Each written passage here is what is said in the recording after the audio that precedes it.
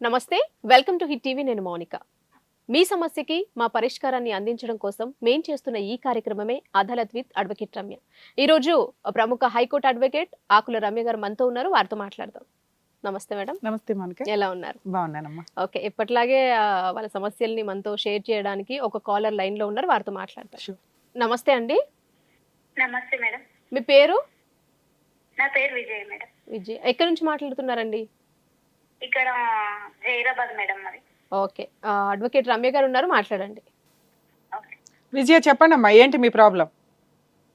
Madam, అది మా ఆయన ప్రాబ్లమే మేడం. పెళ్ళి ఎప్పుడైంది? మ్యారేజ్ అయ్యి 13 సంవత్సరాలు అవుతుంది మేడం. చెప్పండి అమ్మా, ప్రాబ్లం కంటిన్యూస్ గా చెప్పండి. అయితే మేడం, ఆయనకు ఫస్ట్ మ్యారేజ్ అయింది మేడం. మ్యారేజ్ అయింది, 2 పిల్లలు కూడా, ఒక పాప బాబు. ఆ, అయిన తర్వాత ఏదో గొడవలు అయ్యి ఆమె వెళ్ళిపోయిందంట వాళ్ళ అమ్మ వాళ్ళ ఇంటికి. వాళ్ళ అమ్మ వాళ్ళ ఇంటికి వెళ్ళిపోయిన తర్వాత ఈయన 2 నెలలకే ఆ భార్య చనిపోయిందని సొంత ఊరు అక్కడ కరీంనగర్ మేడం, అత్తగారిది. ఆ, అమ్మవారిది ఇక్కడ హైదరాబాద్ దగ్గర జైరాబాద్. ఉమ్, అయితే ఇక్కడ మా అమ్మ వాళ్ళు చాలా పేదోళ్ళు మేడం. పేదోళ్ళు అయితే భార్య చనిపోయిందని వచ్చింది మేడం. ఆయన భార్య చనిపోయిందని వచ్చి నాకు చేసుకున్న తర్వాత కాదమ్మా, మీరేమి ఎంక్వైరీ చేసుకోలేదా? మీ ఎంత పేదోళ్ళన్నా వచ్చిన సంబంధం ఏంటి, కరెక్టా కాదా, ఆయన ఏం చేస్తాడు, వెనకాల బ్యాక్గ్రౌండ్ ఏంటి, వాళ్ళ ఇంటికి వెళ్ళి వాళ్ళ ఆస్తుపాస్తులు ఏంటి, ఇల్లు ఏమన్నా ఉన్నాయా అని అని చూసుకున్నప్పుడు పక్కింటి వాళ్ళన్నా చెప్తారు కదమ్మా. ఈయనకి ఆల్రెడీ మ్యారేజ్ అయింది, 2 పిల్లలు ఉన్నారని. ఎంక్వైరీ చేయలేదు మేడం. మరి మీ మిస్టేక్ అది, ఎంక్వైరీ చేయకపోవడం. వాడు మోసం చేయడానికి రెడీగానే ఉన్నాడు, ఎంక్వైరీ చేసుకోవడం మీ బాధ్యత కదా. సరే, ఓకే, తర్వాత నెక్స్ట్ ఏమైందమ్మా? పెద్ద మనుషుల వల్ల ఇక అప్పుడు చూడలేరు మేడం, దూరం ఉందని చూడలేరు. సరే అని చేసిండ్రు. చేసిన తర్వాత ఒక 1 నెల రోజుల తర్వాత ఆమె 8 సంవత్సరాల తర్వాత వచ్చింది మేడం. ఆ, 8 సంవత్సరాల తర్వాత వచ్చింది. బాబు ఈయనే ఉండే, బాబు మా దగ్గరనే ఉంటే, నేను తల్లి లేదు, బాబుని చూసుకోవాలి, మళ్ళీ పుట్టినోళ్ళు కూడా చిరసగం ఆస్తి హక్కు అని చెప్పిండు మేడం. ఉమ్, చెప్పిన తర్వాత ఆమె వచ్చిన తర్వాత బాగా టార్చర్ పెట్టి కొట్టి చేతిర కొట్టి ఎన్నకెల కొట్టి మేడం, వాళ్ళందరూ ఒకటై. ఇప్పుడు నేను ఇక్కడ అమ్మ వాళ్ళ దగ్గరకు వచ్చి 5 సంవత్సరాలు అవుతుంది మేడం. 5 సంవత్సరాల నుండి అక్కడ పోతే ఉండనిస్తలేడు, అక్కడ పోతే ఉండనిస్తలేడు. ఇక్కడికి వస్తే మళ్ళీ ఇది తోలుకుంటలేడు మేడం. బాబుకు నాకేమన్నా న్యాయం చేయమని అంటే ఏం కూడా పట్టించుకుంటలేదు మేడం. ఫస్ట్ వైఫ్ తో పెళ్ళి ఎంతకాలం అయిందమ్మా ఆయనకి? 2 పిల్లలంటే? 2 పిల్లలు అంటే ఒక బాబు నేను పోయినప్పటికీ 7 సంవత్సరాల్లో బాబు ఉన్నాడు మేడం. సో అతనికి కనీసం అంతకు ముందు పెళ్ళై ఒక 7-8 సంవత్సరాలు అయ్యి ఉంటది. ఆ, నీకు పెళ్ళై ఒక 10 ఏళ్ళు అయింది, ఇందులో విడిపోయి 5 ఏళ్ళు అవుతుందా మీరిద్దరు? అవును మేడం. 5 ఏళ్ళు కలిసి ఉన్నావా నువ్వు అతనితో? 7 సంవత్సరాలు ఆయన దగ్గరనే ఉన్నా మేడం. 7 సంవత్సరాలు ఉన్నావు. అతను ఏం చేస్తాడు పని? వ్యవసాయం చేస్తారు మేడం. ఏమున్నాయి, పొలాలు ఏమున్నాయి, ఎన్ని ఎకరాలు ఉన్నాయి? 12 ఎకరాలు ఉంది పొలం మేడం. ఎక్కడి నుంచి వచ్చింది ఆయనకి 12 ఎకరాలు?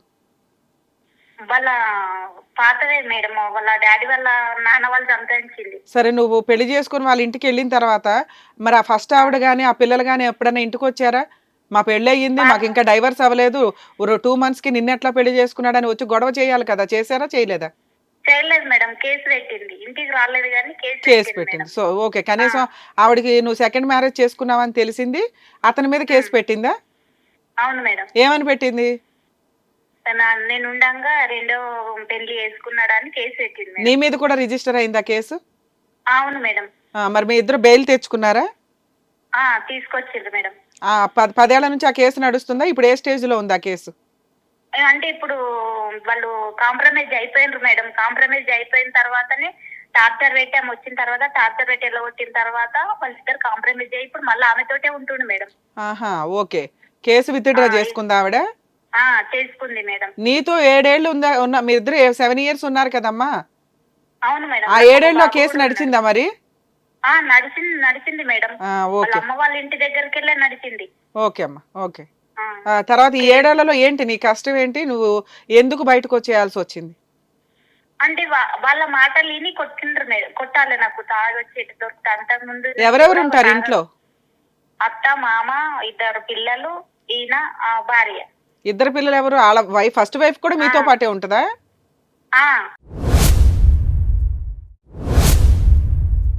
అవును మేడం. అదేంటమ్మా, ఫస్ట్ వైఫ్ భార్య పిల్లలు ఇంతమంది ఉండగా 2 నెలలకి ఆ భార్య అలిగి వెళ్ళిందని నిన్ను పెళ్లి చేసుకుంటే నువ్వు ఇంట్లోకి వెళ్ళి కాపురం చేస్తున్నావా? అప్పుడు ఆవిడ వెళ్ళి కేసు వేసిందా పోలీస్ స్టేషన్ లో? వాళ్ళ అమ్మ వాళ్ళ దగ్గర నుండి వేసింది మేడం. వేసినాక మళ్ళీ కాపురానికి వచ్చేసిందా నువ్వు ఉండగానే? 8 సంవత్సరాలకు ఇక్కడికి వచ్చేసింది మేడం. ఇక్కడికి వచ్చిన తర్వాత ఆమెకు కోర్టులో ఏం చెప్పిందంటే ఇల్లు ఆమెకి ఇచ్చి 1 ఎకర్ పొలం. ఒక్క నిమిషం అమ్మా, 8 సంవత్సరాల తర్వాత ఆవిడ వచ్చింది. అంతకు ముందు 7 సంవత్సరాలు ఎవరెవరు ఉన్నారమ్మా ఇంట్లో నీతో పాటు అని అడిగా. అత్త, మామ, నేను, మా ఆయన, ఆమె బాబు. ఒక బాబు ఇక్కడే ఉండేవాడా? ఇక్కడనే ఉన్నాడు. ఆడపిల్లనే మా మెంబర్ ఉంది, బాబేమో ఇక్కడ. ఓకే ఓకే అమ్మా. ఇలా 7 ఏళ్ళు నడిచింది. ఈ 7 ఏళ్లలో నీకున్న కష్టం ఏంటి? మీ అత్త మామ చెప్పిన మాటలు విని మీ హస్బెండ్ నిన్ను కొడుతూ ఉండేవాడా? అత్త మామ ఏం చెప్పడలేము. మా మామ మంచోడే మేడం. ఓకే. ఇక వాళ్ళ తల్లి కొడుకు ఒక మాట, ఇక తాగడము, కొట్టడము, ఇష్టమైతుండు లేకపోతే వెళ్ళిపో, అవసరం లేదు నాకు, ఇట్లా కొట్టే మేడం. ఇక్కడ అమ్మ వాళ్ళ పరిస్థితి బాగలేదని అట్లనే కష్టపడుకుంటానే పోయినా మేడం. బాధలు పడుకుంటా, బాబు పుట్టిండు, బాబు ఎటుగాను ఎవడైతాడని కష్టపడుకుంటానే పోయినా. తర్వాత ఇక ఆమె వచ్చేసిన తర్వాత, ఆమె ఇంటికి వచ్చిన తర్వాత కోర్టులో ఆమెకు పొలము ఇల్లు ఇయ్యాలని చెప్పిరంట మేడం. ఓకే. ఆ విషయం ఒప్పుకొని నాకు మా అమ్మ వాళ్ళ ఇంటికి తోలేసి ఆమెను తోలుకొచ్చి పెట్టిండి ఇంటికాడ. ఓకే, ఆవిడకి ఇల్లు పొలం ఇవ్వడం ఎందుకు అని చెప్పి ఈయన ఏం చేశాడు తెలివిగా నిన్ను హెరాస్ చేయడం స్టార్ట్ చేశాడు. నువ్వు వెళ్ళిపోతే ఆవిడ తెచ్చుకోవచ్చు ఇంట్లోకి అని. కోర్టులో ఒప్పుకొని వచ్చి నాకు మా అమ్మ వాళ్ళ ఇంటికి వెళ్ళగొట్టేసి ఆమెను తీసుకొని వచ్చి పెట్టిన తర్వాత నాకు వేరే వాళ్ళు చెప్పిండ్రు, ఇట్లా ఆమె ఫస్ట్ భార్య వచ్చింది, నువ్వు వెళ్ళిపోయినావు అని అంటే నేను అప్పటికే వెళ్ళిపోయినా మేడం. ఇంటికి వెళ్ళిపోయిన తర్వాత అడిగిన, ఎందుకు వచ్చింది, మరి చనిపోయిందని అన్నావు, ఇప్పుడు ఆమె ముఖం చూడ అన్నావు, సరే చనిపోయింది అన్నాక 2 పిల్లలు ఉన్నారు, అట్లా బాధ పెట్టద్దు, సరే ఉండనని కూడా అన్నా మేడం. అంటే తర్వాత మరి ఆమె ముఖం చూడన్నావు, డైరెక్ట్ ఇంట్లో తెచ్చి పెట్టుకున్నావు అని అంటే, పిల్లలు ఉన్నారు, ఉంటే ఉండు, నువ్వు వెళ్ళిపోతే వెళ్ళిపో అని అన్నాడు మేడం.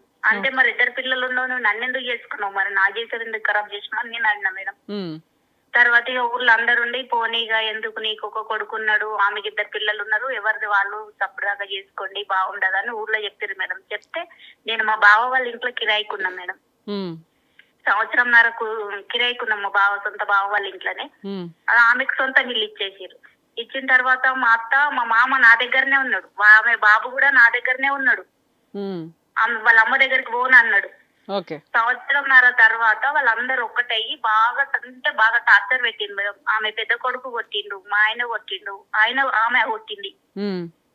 ఎందుకు వచ్చినావు, అవసరం లేదు, వెళ్ళిపో, నీకేముంది ఇడా అని అందరు కలిసి కొట్టేలో కొట్టేసారు మేడం. తర్వాత పెద్ద మనుషులను తీసుకొని పోయి పంచాయతీ కూడా పెట్టినాం మేడం. మొన్న రీసెంట్ గా పోయి కూడా పంచాయతీ పెట్టినాం మేడం నేను సర్పంచ్ దగ్గర.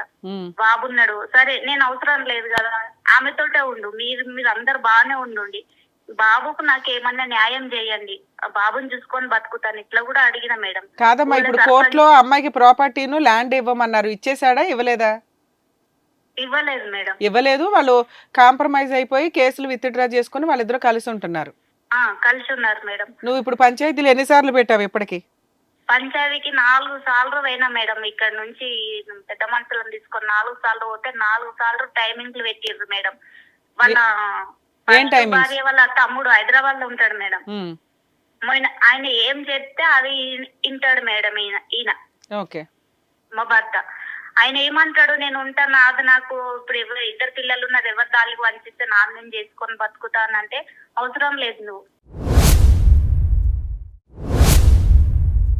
అవసరం లేదు, ఏమన్నా డబ్బులు మాట్లాడు, నువ్వు డబ్బులు మాట్లాడంటే డబ్బులు ఎందుకు మాట్లాడతాను, నాకు వారసుడు ఉన్నాడు, పొలం ఇస్తే నేను బతుకుతాను నేను అని నేను అన్నా మేడం. పొలం ఇమ్మని అడుగుతున్నావు, 1 ఎకరమో 2 ఎకరాలు ఎంత అడుగుతున్నావు నువ్వు?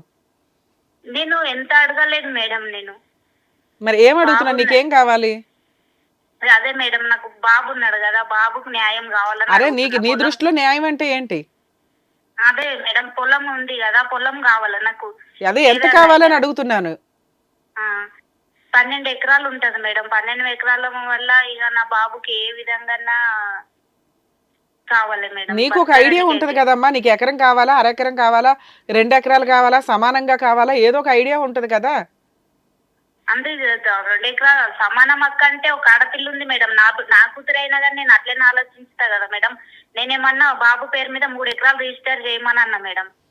బాబు ఎకరం ఎంత ఉంది? అది ఎకరికి అక్కడ 60 లక్షలకి ఎకర్ పోతుందంట మేడం. 60 లక్షలు ఉన్న ఎకరాన్ని నువ్వు 3 ఎకరాలు అడుగుతున్నావు. అవును మేడం, నేను అంతే అన్న, అంతకు మించి ఏం అనలేదు మేడం. సూపర్ అమ్మా. సరే ఇప్పుడు వాళ్ళు ఏమన్నారు? వాళ్ళు ఏమన్నారు మేడం, డబ్బులు మాట్లాడు, డబ్బులు అడుగు అంటే నేను డబ్బుల గురించి క్యాష్ రూపంలో అడగమంటున్నారు వాళ్ళు. ఏమన్నా ఇంత కట్టిస్తాం, ఇప్పుడు నీ జీవితం ఖరాబ్ అయినందుకు బాబుకు చదువుకోవడానికి నీకు బతకడానికి డబ్బులు కట్టిస్తాం, భూమి కాడికి రాకు నువ్వు అని అంటుండ్రు మేడం. ఓకే, డబ్బుల రూపంలో మరి ఆ భూమి డబ్బుల రూపంలో అడిగిపోయావా? నువ్వు అన్న దాని ప్రకారం ఆ 3 ఎకరాలు డబ్బులు ఇచ్చేయమని పోయావా? సరే అంటే సరే నేనేమన్నా మేడం, డబ్బులు అంటుండ్రు కదా, మరి మీరు ఒక మాట చెప్పండి గింత ఇస్తామని, దాన్ని విధానంగా నాకు నచ్చితే ఒప్పుకుంటా, నచ్చుకోకపోతే ఒప్పుకోనని నేను అన్నా మేడం. అనేసరికి ఏమన్నారు, నువ్వే చెప్పు అంటే నేను చెప్పాను, మీరు చెప్పు గింత ఇస్తామని అంటే నాకు సరిపోకపోతే అడుగుతా, సరిపోతే సరే ఓకే అని ఒప్పుకొని వెళ్ళిపోతాను నేను అన్నా మేడం. అనేసరికి ఏం చేసిరు, 25 డేటుకు రా నువ్వు, 25 డేటు రోజు ఏదున్నా కాంప్రమైజ్ చేసుకుందాం అన్నారు మేడం. పోయిన సంవత్సరం వినాయకుల పండుగ రోజు రమ్మని డేట్ ఇచ్చారు, వినాయకుల పండుగ రోజు నేను పెద్ద మనుషులను, నేను ఇళ్లలో పని చేసుకొని బతుకుతా మేడం. పెద్ద మనుషులను తీసుకొని ఇంత డబ్బులు కుదబెట్టుకొని కారు తీసుకొని పెద్ద మనుషులను దోలుకొని పోతే ఏం చేసింది మేడం, వాళ్ళు 11 గంటలకల్లా రమ్మన్నారు మేడం పంచాయతీ. ఇక్కడ నుంచి పోయేసరికి 12 అయింది మేడం, 1 గంట లేట్ అయింది. గంట లేట్ అయిందని ఇంటి మంది పోయి దాగి ఉన్నారు మేడం, దొరకలేదు. పొద్దున 12 గంటల, మధ్యాహ్నం 12 గంటల నుంచి సాయంత్రం 6 గంటల దాకా ఆడనే ఉన్నాం కానీ కనీసం దొరకలేదు మేడం వాళ్ళు.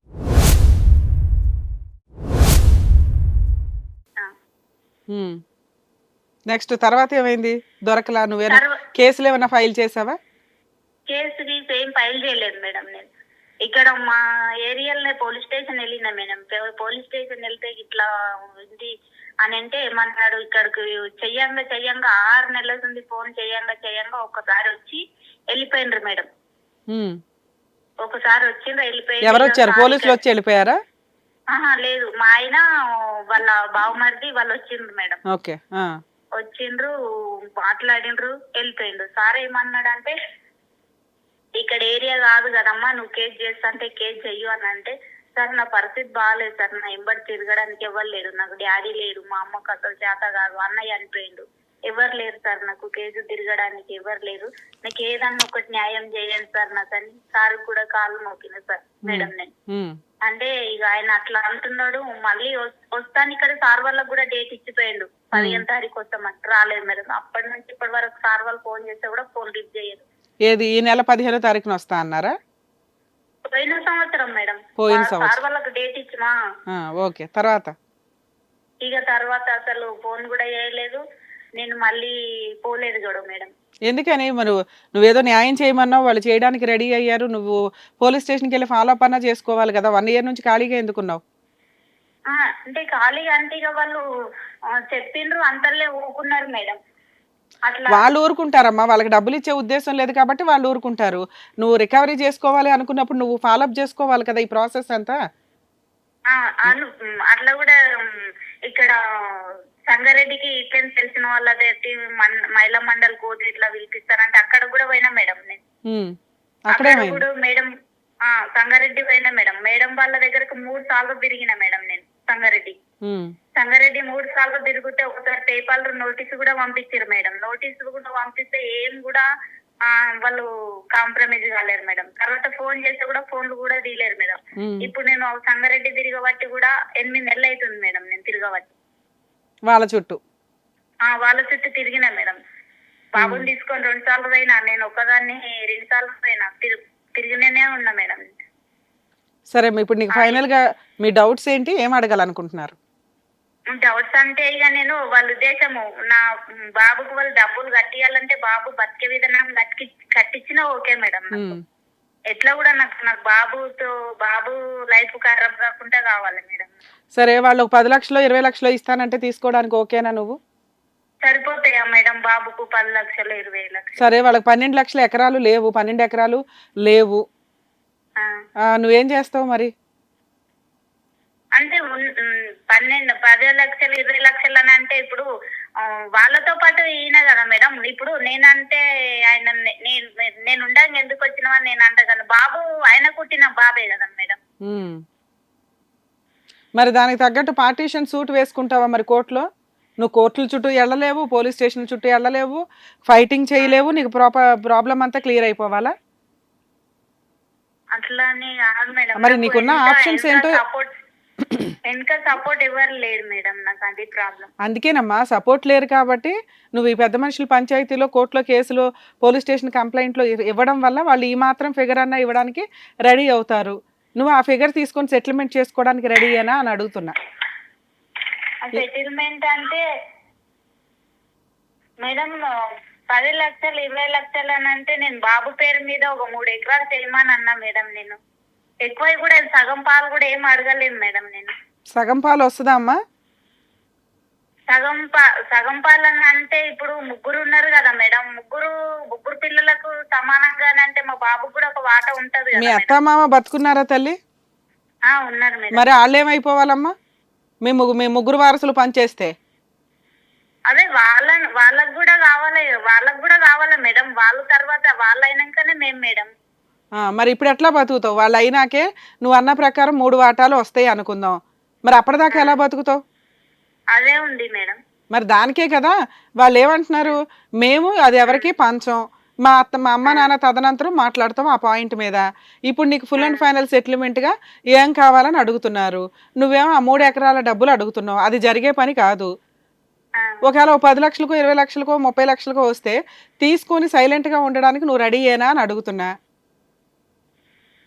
ఇక 30 అంటే అని ఉన్న ప్రాపర్టీ మొత్తం వాళ్ళ చేతులు ఉండి ఇప్పుడు నేను కనీసం బాబుకు ఒక ఇల్లు వచ్చేటట్టన్నా న్యాయం కావాలని కోరుకుంటున్నా మేడం నేను. సరే అమ్మా, నీకు విషయం చెప్తాను, కాసేపు సైలెంట్గా ఉండండి, మళ్ళీ లాస్ట్లో మాట్లాడతాను నీతో. కేసులు ఎలా ఉంటాయి ఏంటి అనేది మాట్లాడుతూ ఉంటాను, వినండి సైలెంట్గా.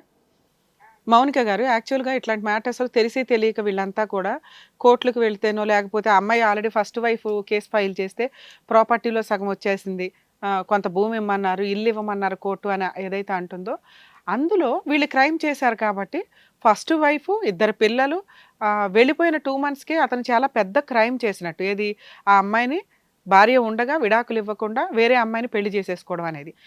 అప్పుడు ఆ అమ్మాయి పెట్టే కేసు స్ట్రాంగ్ కేసు కింద లెక్క.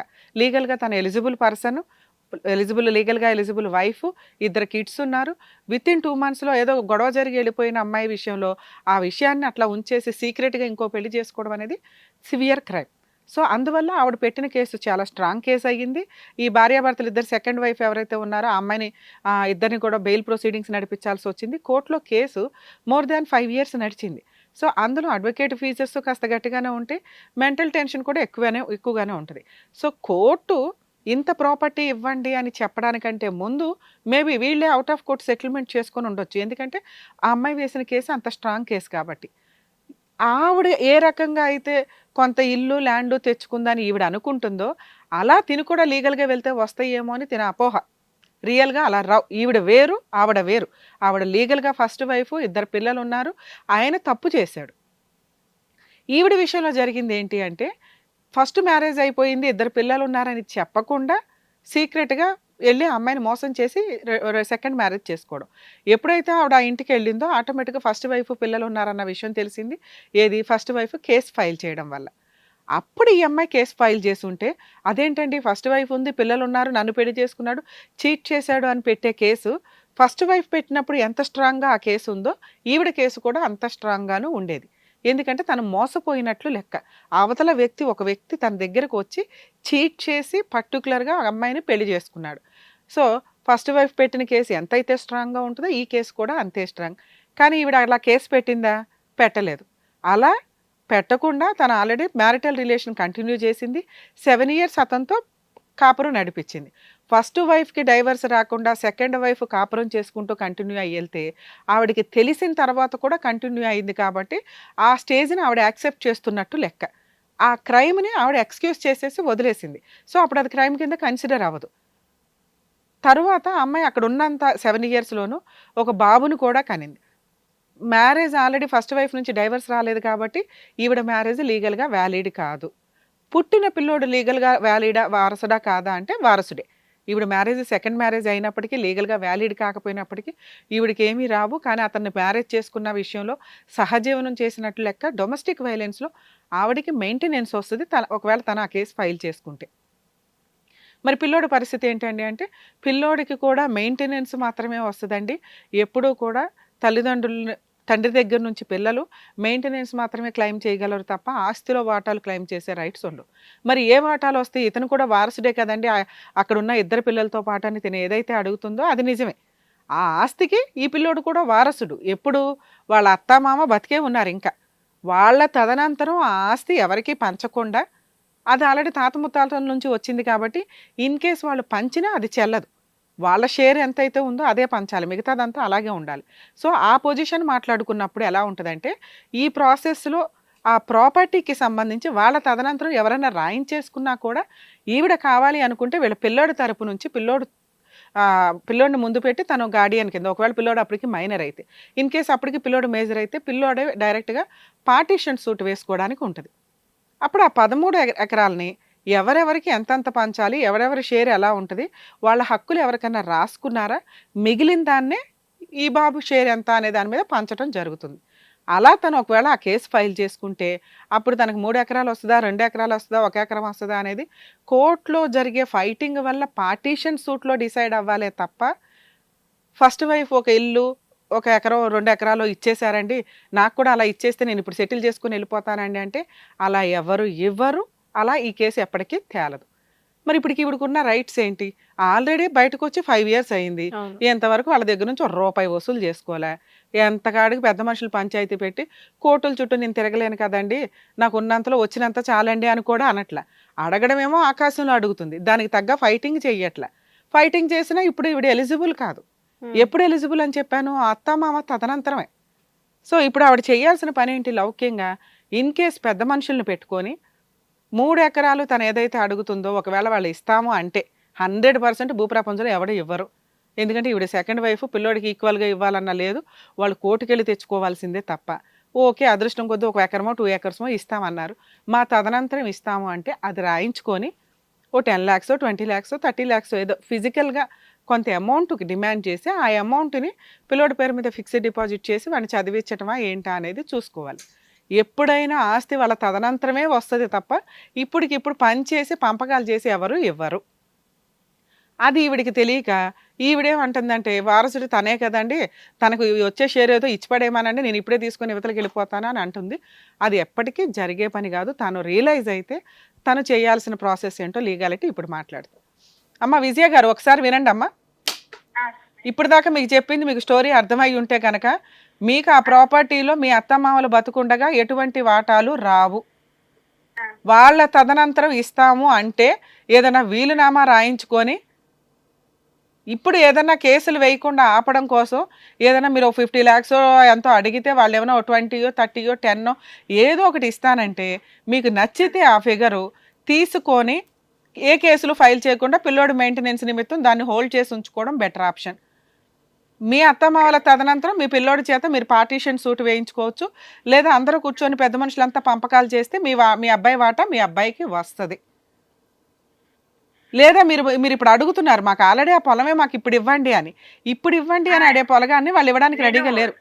ఇప్పుడు ఇవ్వమని కూడా అనలేదు మేడం, బాబు పేరు మీద చెయ్యండి అన్న. అవునమ్మా, బాబు పేరు మీద ఎప్పుడు చేయాలి? వాళ్ళ తదనంతరమే కదా, ఇప్పుడు చేస్తే ఉపయోగం ఏముంది? వాళ్ళు ఇవ్వడానికి రెడీగా లేరు కదా. ఇప్పుడు మా బాబు పేరు మీద చేయడం అంటే ఇప్పుడు పంచండి అని నీ ఉద్దేశం. ఇప్పుడు పంచండి అంటే ఇప్పుడు పంచడానికి వాళ్ళు రెడీగా లేరు, పంచాల్సిన అవసరం కూడా వాళ్ళకి లేదు. అది మీరు రికగ్నైజ్ అవ్వాలమ్మా. వాళ్ళ తదనంతరమే ఇస్తాము, ఈలోపు పంపకాలు వీలునామా ప్రకారం ఇదిగోండి ఇంకెవరో కొట్టేయకుండా ఈ 2 ఎకరాలు ఈ పిల్లోడికి అని వాళ్ళు రాస్తే మీరు యాక్సెప్ట్ చేయడం ఒకటే మీకున్న ఆప్షను. ఒకవేళ వాళ్ళు రాయలేదు, ఏం చేసుకుంటారో చేసుకోండి అన్నారు. మీరు కేసులు వేసుకుంటేనే ₹1 వసూలు చేసుకోగలుగుతారు తప్ప మీరు సైలెంట్గా కూర్చుంటే ఎప్పటికీ ఆ రూపాయి కూడా మీకు రాదు. ఆస్తి వచ్చేది ఎప్పటికైనా వస్తుంది. ఇప్పటికిప్పుడు మీరు అడుగుతున్నది జరిగే పని కాదు. వాళ్ళు బతుకుండగా ఎవరికి ఆస్తులు పంచరు. మీరు చేయాల్సిన పని ఏంటి? ఆస్తులు పంచుతారా? ఇవ్వండి, నాకేమి ఇస్తారో ఇవ్వండి. లేదా ఇదిగోండి ఈలోపు పిల్లోడిని స్కూల్కి పంపించాలి, కాలేజీకి పంపించాలి, వాడికి ఇంత ఖర్చులు అవుతున్నాయి కాబట్టి నెల నెల ఒక 20,000 30,000 మెయింటెనెన్స్ అడగండి. మెయింటెనెన్స్ వస్తూ ఉంటుంది ఈ లోపు. నువ్వు ఇప్పుడు ఆస్తి పంపకాలు జరగాలని 5 ఏళ్ల నుంచి ఖాళీగా కూర్చున్నావు. 5 ఏళ్ల నుంచి రావాల్సిన మెయింటెనెన్స్ ఆగిపోయింది కదా. అంటే నేను ఆస్తి పంపకాలు చెయ్యట్టే అని అడగలేదు మేడం. నీకు ఏం కావాలని వాళ్ళు అడిగితే నేను అడిగిన మేడం. నేను అదేనమ్మా, నీకు కావాల్సింది అడిగావు. ఇప్పుడు అలాగే దాంతో పాటు వాళ్ళు ఇవ్వనంటున్నారు కదా, అది ఆ, దాని బదులు ఏమి ఇస్తానంటున్నారు? బల్క్ గా ఏదైనా అమౌంట్ ఇస్తామమ్మా నీకు అంటున్నారు. ఆ బల్క్ గా అమౌంట్ 50 లక్షలు అడుగుతావో 1 crore అడుగుతావో అడుగు. ఆ, అడిగి దాన్ని ఫిక్స్డ్ డిపాజిట్ చేసుకో. నీ ఆస్తిలో వాటా ఏదైతే ఉందో మీ బాబుకి రావాల్సింది దాన్ని రిజర్వ్ చేసి పెట్టుకో. మీ తదనంతరమే అది పంచండి, ఈ లోపు నాకు ఇది ఇవ్వండి ఆ, అని అడిగితే నీకు ₹1 అటు ఇటుగా మ్యాటర్ సెటిల్మెంట్ అవుతుంది. ఇన్ కేసు నువ్వు అడిగావు వాళ్ళు ఇవ్వను అన్నారనుకో, నీకున్న ఆప్షన్ పోలీస్ స్టేషన్కి వెళ్ళి 498 కంప్లైంట్ ఫైల్ చేయటం అందరి మీద. ఆ, డొమెస్టిక్ వైలెన్స్ అని మెయింటెనెన్స్ కేసు, అందులో మెయింటెనెన్స్ కూడా అడగండి అమ్మ. గృహ హింస చట్టం అని, ఆ, అందులో మీరు ఈ ప్రాపర్టీలో మీ అబ్బాయికి రావాల్సిన పార్టీషన్ అడగొచ్చు, ప్రాపర్టీ షేర్. ఉమ్, అలాగే నెల నెల మీ అబ్బాయికి నీకు ఒక 30,000 మెయింటెనెన్స్ ఇమ్మని అడగొచ్చు. అర్థమవుతుందా? ఆ, ఈ 2 కేసులు నువ్వు వేస్తే ఇప్పుడు ఫస్ట్ వైఫ్తో ఏ రకంగా అయితే మీ ఆయన సెటిల్మెంట్ చేసుకొని ఇంత అమౌంట్ ఇస్తాను, ఇంత ప్రాపర్టీ ఇస్తాను నీకు అని ఒప్పుకొని ఇంటికి వచ్చాడో, అలా నీతో ఏదైనా ఒప్పుకొని సెటిల్మెంట్ చేసుకోవడానికి అవకాశం ఉంది. ఆ సెటిల్మెంట్ ఎప్పుడైనా కానీ ఎలా ఉంటుంది అంటే, ఆస్తి ఏదన్నా కానీ పెద్దవాళ్ళ తదనంతరమే పంపకాలు చేయడం, వీళ్ళ షేర్ ఏదైతే ఉండడమో అది ఇవ్వడం జరుగుతుంది. అది ఎంత అని రాయించుకో ఒకటి. బల్క్గా ఏదైనా అమౌంట్ తీసుకొని ఫుల్ అండ్ ఫైనల్ సెటిల్మెంట్ చేసుకోండి. విడాకులు ఇవ్వాల్సిన అవసరము లేదు ఈ కేసులో, మీకు అంత నెసెసిటీ కూడా లేదు కాబట్టి. వచ్చిన అమౌంట్ ఏదన్నా బల్క్గా తీసుకొని ఫిక్స్డ్ డిపాజిట్ చేసుకో అమ్మా అని నా సజెషన్. ఎందుకంటే తెలిసి తెలియక మీరు వాళ్ళ దగ్గరికి వీళ్ళ దగ్గరికి ఎన్ని సంవత్సరాలు వెళ్ళినా ఇదే ప్రాసెస్. కాబట్టి ఇప్పుడు ప్రజెంట్ మీరు చేయాల్సిన పని, ఇప్పుడు నేను చెప్పిన సజెషన్ ప్రకారం పెద్ద మనుషుల ద్వారా ఇంకొకసారి ట్రై చేయండి. ఆస్తి ఏదైతే ఇస్తారో అది వాళ్ళ తదనంతరమే ఇవ్వమనండి, కానీ రాయమని చెప్పండి. ఎందుకంటే రేపొద్దుట నిన్ను ఎవరు మోసం చేయకూడదు కదా. ఆ, అలాగే ఇప్పుడు మేము బతకడానికి పిల్లోడు మెయింటెనెన్స్ నిమిత్తం ఇదిగోండి 30 లక్షలు ఇమ్మనండి ఆ, మేడం. అని అవి వరకు తీసుకొని సైలెంట్గా ఉండు. మీ అత్త మామ తదనంతరం ఆస్తిలో వాటా కోసం మాట్లాడు. మళ్ళీ ఒకవేళ వాళ్ళు ఇవ్వకపోతే రాసి ఇచ్చిన పేపర్ ఉంటుంది కాబట్టి కోర్టు మీకు ఆల్రెడీ ఆ ప్రాపర్టీ అలాట్ చేస్తుంది. ఆ, ఇది బెటర్ ఆప్షన్ అమ్మా మీ కేసులో. సరేనా? సరే మేడం. ఆల్ ది బెస్ట్ అమ్మా, జాగ్రత్త. Thank you. మౌనిక గారు, చాలా కేసుల్లో ఏం చేస్తూ ఉంటారంటే తెలియక ఆస్తిలో వాటాలు వచ్చేస్తే వారసుడు కదా, వాళ్ళకి ఇచ్చిన షేరే మా పిల్లోడికి కూడా ఇస్తారు అని. ఆల్రెడీ సీనియర్ సిటిజన్స్ ఉన్నారు, వాళ్ళ తదనంతరమే ఆస్తి పంపకాలు జరుగుతాయి. మేబీ వాళ్ళకి ఇష్టం ఉండి పంచితే అది ఓకే, కానీ ఇప్పుడు వాళ్ళు ఇష్టపడట్లా. ఆల్రెడీ అక్కడ ఇద్దరు, ఆల్రెడీ ఫస్ట్ వైఫ్ అక్కడే ఇంట్లోనే ఉంది, ఫస్ట్ కోడలు, మనవాళ్ళు మనవరాలు అక్కడే ఉంది. ఈవిడ అనే పాత్రని ఆల్రెడీ వాళ్ళంతా గొడవపడి ఇంట్లో నుంచి బయటికి తరిమేసినట్టు. సో ఈ పిల్లోడికి కూడా షేర్ వస్తుంది, వాళ్ళు ఇచ్చినా ఇవ్వకపోయినా. ఆవిడకి ఇది తెలియక ఇప్పుడే కావాలి. ఎలా బతకాలండి పిల్లోడు? ఆస్తి పంపకాలు అనేవి ఇప్పుడు జరగవు. ఫైనల్గా తను లీగల్గా కనీసం ఇప్పుడు నేను చెప్పినట్లుగా 498 కేసు, డొమెస్టిక్ వైలెన్స్ కేసులో ప్రాపర్టీ కోసమును మెయింటెనెన్స్ కోసం వేస్తే మేబీ మనం అనుకున్నట్టుగా సెటిల్మెంట్ జరగడానికి అవకాశం ఉంది. ఓకే రమ్య గారు, బాగా చెప్పారు. Thank you. Thank you.